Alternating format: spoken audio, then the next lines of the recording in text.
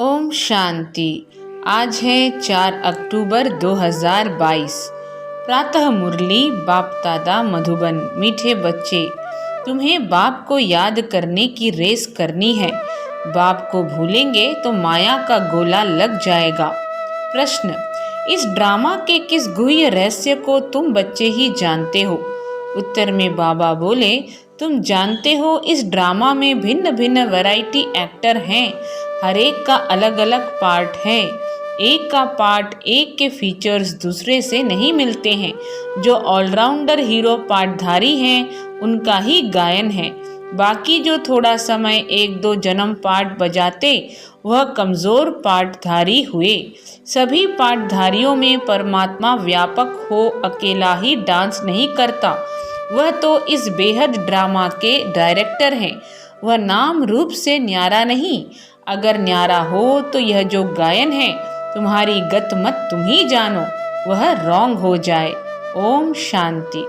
जैसे बाप ने कहा है कि मैं साधारण बूढ़े तन में आता हूँ, अर्थात जिसकी वानप्रस्थ में रहने की अवस्था होती है। वानप्रस्थ अर्थात वाणी से परे, वह तो हुआ निर्वाण धाम। सुख धाम, दुख धाम अर्थात जहाँ मनुष्य रहते हैं। सुख धाम में मनुष्य रहते हैं, वहाँ उन्हों को सुख मिलता है तो नाम सुख धाम रखा है। धाम में कोई रहते हैं, अच्छा फिर शांति धाम कहते हैं। वहाँ तो मनुष्य रहने वाले नहीं हैं। शांति धाम कहने से फिर सिद्ध होता है वहाँ आत्माएं रहती हैं। वहाँ मनुष्य रह नहीं सकते। ऐसे नहीं कि मनुष्य सतयुग में शांति में रहते हैं तो कोई गुफा में रहते हैं व मन को अमन कर देते हैं। नहीं, वहाँ तो है ही एक अद्वैत धर्म। द्वैत की बात नहीं। फिर जितने धर्म बढ़ते जाते हैं तो द्वैत बढ़ता जाता है। जहाँ द्वैत है वहाँ अशांति है। वानप्रस्थ उनको कहा जाता है निर्वाण धाम। वानप्रस्थ उनको कहा जाता है निर्वाण धाम। अब तुम बच्चों को पता है कि हम आत्माओं को रहना निर्वाण धाम में होता है। उनको फिर मुक्ति धाम कहा जाता है। वहाँ शांति में तो सिर्फ आत्माएं रहती हैं। सुख धाम में तो शरीर है ना। शरीर के साथ कभी शांति रह नहीं सकती। हठ योग, प्राणायाम आदि चढ़ाकर 10-20 दिन व मास भी रहते हैं, परंतु कहाँ तक शांति में रहेंगे? मुक्ति, जीवन मुक्ति में तो जा न सके। यह ड्रामा है ना। इस समय सभी आत्माएं यहाँ कर्म क्षेत्र पर आ जानी चाहिए, क्योंकि नंबरवार आना है। आत्माएं भी नंबरवार है ना। कोई सतो प्रधान है, कोई सतो रजो तमो है। जो पिछाड़ी में थोड़ा पार्ट बजाते हैं वह तो जैसे कमज़ोर आत्माएं हैं, बिल्कुल थोड़ा पार्ट है। उनका इतना प्रभाव नहीं हो सकता। इतना गाए नहीं जाते हैं। विचार करो कौन कौन गाए जाते हैं। ऊंचे ते ऊंचा है भगवान। भारत की ही बात है, दूसरी जगह किसका गायन करें? धर्म स्थापकों का। जैसे क्राइस्ट, फिर पोप आते हैं, उनके भी चित्र हैं। गायन होता है जिन आत्माओं का, उनका भारी पार्ट है। तुम बच्चे सृष्टि के आदि मध्य अंत को जान गए हो। गायन होता है जिन आत्माओं का, उनका भारी पार्ट है। जैसे क्राइस्ट फिर पोप आते हैं, उनके भी चित्र हैं। जैसे क्राइस्ट फिर पोप आते हैं, उनके भी चित्र हैं। गायन होता है जिन आत्माओं का, उनका भारी पार्ट है। तुम बच्चे सृष्टि के आदि मध्य अंत को जान गए हो। ड्रामा में कौन से फर्स्ट क्लास एक्टर्स हैं? अखबार में भी डालते हैं तो मनुष्यों को खींच हो कि फलाने को देखें। अखबार में भी डालते हैं तो मनुष्यों को खींच हो कि फलाने को देखें। कोई को पता नहीं कि यह बेहद का 5000 वर्ष का ड्रामा है। विलायत वाले भी बहुत गपोड़े मारते हैं। सबसे जास्ती यहाँ वाले गपोड़े मारते हैं। तो बाप आकर सबको और हम सबको सारी नॉलेज देते हैं। तो बाप आकर क्या करते हैं? हमको सारी नॉलेज देते हैं। तुम्हारी बुद्धि में यह ज़रूर बैठना चाहिए, मुख्य क्रिएटर, डायरेक्टर, प्रिंसिपल एक्टर कौन है? मुख्य क्रिएटर, डायरेक्टर, प्रिंसिपल एक्टर कौन है? शिव बाबा। वही नॉलेजफुल, ब्लिसफुल है। हम शिव बाबा को एक्टर कह सकते हैं। मनुष्य तो कहते कि वह कभी एक्ट करते ही नहीं। वह कभी एक्ट करते ही नहीं, वह नाम रूप से न्यारा है। फिर कहते हैं वह तो सर्वव्यापी है। तो क्या एक ही एक्टर है जो सब में डांस करता है? नहीं, यह तो हर एक की एक्ट भिन्न भिन्न है, एक न मिले दूसरे से। कितने अनेक मनुष्य हैं, एक के फीचर्स दूसरे से मिल नहीं सकते। तो बाबा कह रहे हैं कि मुख्य क्रिएटर, डायरेक्टर, प्रिंसिपल एक्टर कौन है? शिव बाबा। वही नॉलेजफुल, ब्लिसफुल है। हम शिव बाबा को एक्टर कह सकते हैं। मनुष्य तो कहते कि वह कभी एक्ट करते ही नहीं, वह नाम रूप से न्यारा है। फिर कहते हैं वह तो सर्वव्यापी है। तो क्या एक ही एक्टर है जो सब में डांस करता है? नहीं, यह तो हर एक की एक्ट भिन्न भिन्न है, एक न मिले दूसरे से। कितने अनेक मनुष्य हैं, एक के फीचर्स दूसरे से मिल नहीं सकते। बच्चे जानते हैं यह वर्ल्ड ड्रामा हूबहू रिपीट होता रहता है। तुम्हारे पास गीत भी है कि फिर से गीता का ज्ञान सुनाना पड़ा। बाप कहते हैं तुमको मैं कितना बारी ज्ञान सुनाता हूँ। हम, तुम और सारी दुनिया अब है, कल पहले भी थी। बाप कहते हैं तुमको मैं कितना बारी ज्ञान सुनाता हूँ। हम, तुम और सारी दुनिया अब हैं, कल पहले भी थी, कल्प कल्प फिर मिलते रहेंगे। बाबा की यह बात बहुत सुंदर है, दिल पे लग जानी चाहिए कि कल्प कल्प फिर मिलते रहेंगे। कल्प कल्प मिलते रहेंगे, दूसरी और दुनिया होती नहीं। बाप कहते हैं हम एक हैं तो रचना भी एक है। गॉड इज वन, दूसरे नाम निशान नहीं। ऊंचे ते ऊंचा है ही एक शिव बाबा। फिर कहते हैं त्रिमूर्ति ब्रह्मा। त्रिमूर्ति में ब्रह्मा को जास्ती रखते हैं, त्रिमूर्ति शंकर नहीं कहेंगे। गाया भी जाता है देव देव महादेव। पहले ब्रह्मा आता है। इन तीन देवताओं में नंबर 1 है ब्रह्मा। ब्रह्मा को ही गुरु कहते हैं। शंकर को व विष्णु को कभी गुरु नहीं कहेंगे। त्रिमूर्ति में मुख्य ब्रह्मा है, वह सूक्ष्म वतन वासी तो है संपूर्ण ब्रह्मा। फीचर्स तो एक जैसे ही हैं, तो ऊंचते ऊंच हुआ शिव बाबा, सभी का बाबा। फिर गाया जाता है ग्रेट ग्रेट ग्रैंडफादर, जिससे मनुष्य सृष्टि रूपी सिजरा निकलता है। यह मनुष्य सृष्टि रूपी झाड़ है। पहले पहले एडम अर्थात आदि देव आदि देवी उनसे रचना रचते हैं, परंतु ब्रह्मा कुमार कुमारी कोई सब थोड़े ही बनते हैं। जो ब्राह्मण बनते हैं वही फिर देवता बनते हैं। यह पढ़ाई है, यज्ञ में चाहिए भी ब्राह्मण। वह ब्राह्मण लोग मटेरियल यज्ञ रचने वाले हैं।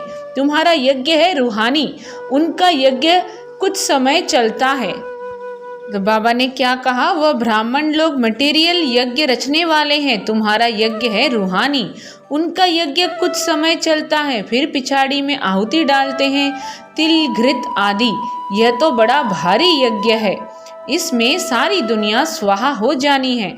सत्युग त्रेता में कभी यज्ञ होता नहीं। वह यज्ञ रचते हैं उपद्रव मिटाने के लिए।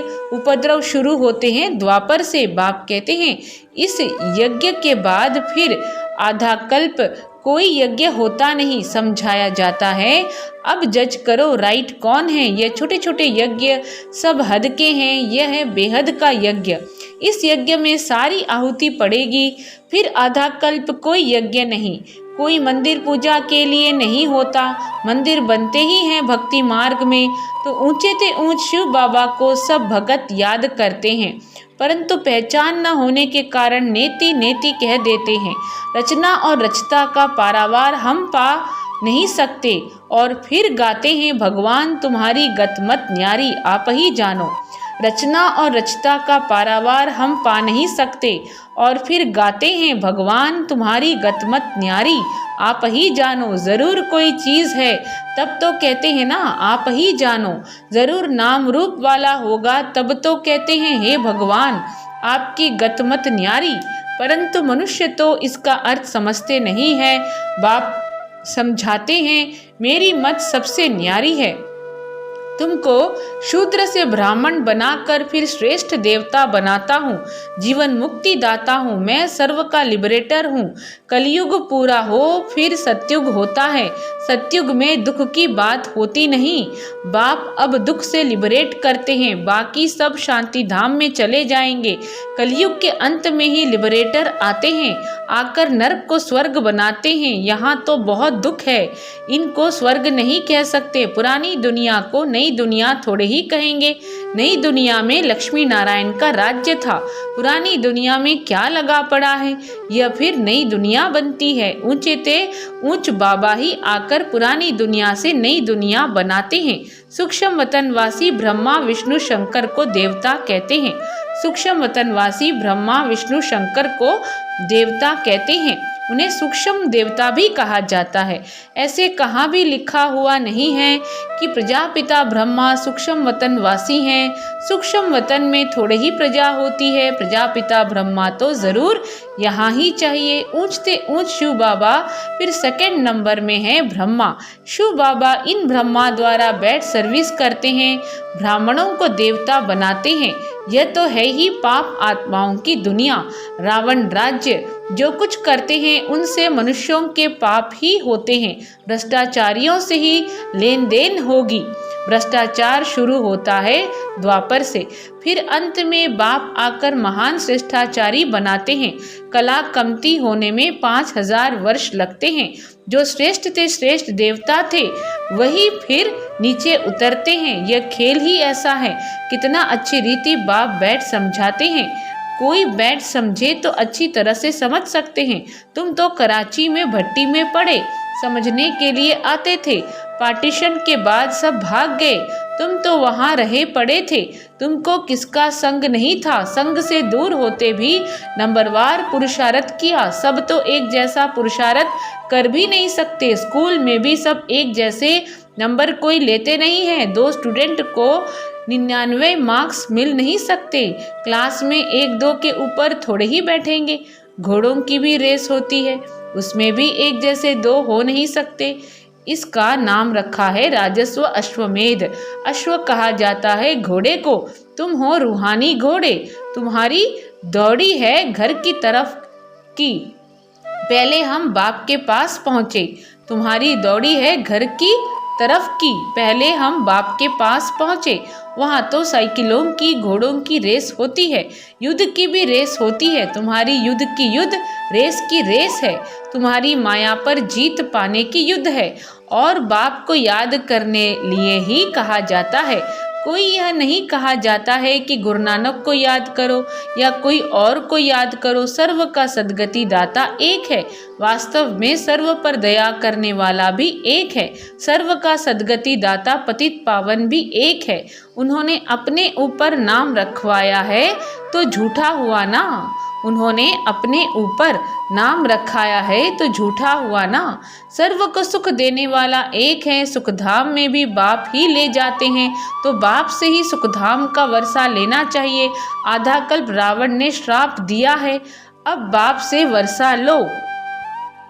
तो बाबा कहते हैं अब बाप से वर्षा लो। यह तो है ही पाप आत्माओं की दुनिया। देवताओं की है पुण्य आत्माओं की दुनिया। पाप की दुनिया में पुण्य होता नहीं। यह तो गपोड़ा मारते हैं कि फलाना मरा स्वर्गवासी हुआ। अरे स्वर्ग है ही नहीं तो फिर स्वर्ग में जन्म कैसे मिलेगा। क्या कहते हैं, यह तो गपोड़ा मारते हैं कि फलाना मरा स्वर्गवासी हुआ। अरे स्वर्ग है ही नहीं तो फिर स्वर्ग में जन्म कैसे मिलेगा। यह भी समझने वाला समझे। समझने के लिए कोई यहाँ बैठना नहीं है। भल विलायत में रहो परंतु 7 रोज बाबा के संग में जरूर रहना पड़े, क्योंकि संग तारे कुसंग बोरे। भल विलायत में रहो परंतु 7 रोज बाबा के संग में जरूर रहना पड़े, क्योंकि संग तारे कुसंग बोरे। अगर तीर लग गया तो कहेगा और 7 रोज रहना है। बाबा कह रहे हैं भल विलायत में रहो परंतु 7 रोज बाबा के संग में जरूर रहना पड़े, क्योंकि संग तारे कुसंग बोरे। अगर तीर लग गया तो कहेगा और 7 रोज रहना है। तो बाबा परीक्षा भी लेते हैं कि पूरा निश्चय है, दिल लगती है, तीर लगता है। बाबा जो पढ़ाते हैं उस पर बाबा परीक्षा भी लेते हैं। बाप पढ़ाते हैं, अरे बाप के पास तो रहना चाहिए ना, जब पक्का रंग लग जाए तो विलायत में भी जा सकते हैं। अभी पवित्र बनेंगे तो 21 जन्मों की राजाई मिलेगी, कम बात है क्या? एक जन्म पवित्र बनो, कोई बड़ी बात है? बाबा युक्तियां तो बहुत बताते हैं, आहिस्ते आहिस्ते युक्ति से चलो, जिससे खिटपिट ना हो, दोस्ती भी रहे और अपने आप को छुड़ाते भी रहो। बाबा युक्तियां तो बहुत बताते हैं, आहिस्ते आहिस्ते युक्ति से चलो, जिससे खिटपिट न हो, दोस्ती भी रहे और अपने आप को छुड़ाते भी रहो। बाबा रंझू रमजबाज हैं, तो रमज युक्ति बताते हैं, ऐसे ऐसे करो। बहुत बच्चियां भू भू करके पति को ले आती हैं, फिर पति स्त्री के चरणों पर गिरते हैं कि इसने मुझे बचाया। वह ब्राह्मण तो विकार का हथियाला बंधवाते हैं, यहाँ ब्रह्मा और ब्राह्मण हथियाला बांधते हैं पवित्रता का, वह कैंसिल करते हैं। बच्चे कहते भी हैं, बाबा आप हमको स्वर्ग में ले जाते हो, आपकी हम क्यों नहीं मानेंगे? खुशी से पवित्रता का कंगन बांधते हैं। अच्छा, मीठे मीठे सिखी लदे बच्चों प्रति माता पिता बाप दादा का याद प्यार और गुड मॉर्निंग। रूहानी बाप की रूहानी बच्चों को नमस्ते। हम रूहानी बच्चों की रूहानी माता पिता बाप दादा को याद प्यार, गुड मॉर्निंग और नमस्ते। आज की धारणा के लिए मुख्य सार, पवित्र बनने की युक्ति आप ही रचनी है। 21 जन्मों की राजाई के लिए पवित्रता की प्रतिज्ञा करनी है। श्रेष्ठ ते श्रेष्ठ बनने के लिए श्रेष्ठाचार्यों से लेन देन करनी है। बाप के संग में रहकर निर्भय बनना है। श्रेष्ठ ते श्रेष्ठ बनने के लिए श्रेष्ठाचार्यों से लेन देन करनी है। बाप के संग में रहकर निर्भय बनना है। वरदान, सर्वशक्तिमान के साथ की स्मृति द्वारा सदा सफलता का अनुभव करने वाले कंबाइंड रूपधारी भव। सर्वशक्तिमान के साथ की स्मृति द्वारा सदा सफलता का अनुभव करने वाले कंबाइंड रूपधारी भव।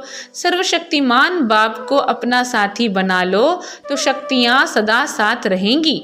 सर्वशक्तिमान बाप को अपना साथी बना लो तो शक्तियाँ सदा साथ रहेंगी। और जहाँ सर्व शक्तियाँ हैं वहाँ सफलता न हो, यह असंभव है।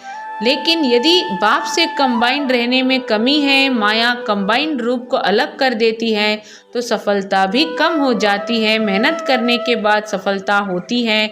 मास्टर सर्वशक्तिमान के आगे सफलता तो आगे पीछे घूमती है। मास्टर सर्वशक्तिमान के आगे सफलता तो आगे पीछे घूमती है। स्लोगन है, सबकी दुआएं लेनी है तो हांजी करते हुए सहयोग का हाथ बढ़ाते चलो। सबकी दुआएं लेनी है तो हांजी करते हुए सहयोग का हाथ बढ़ाते चलो। ओम शांति।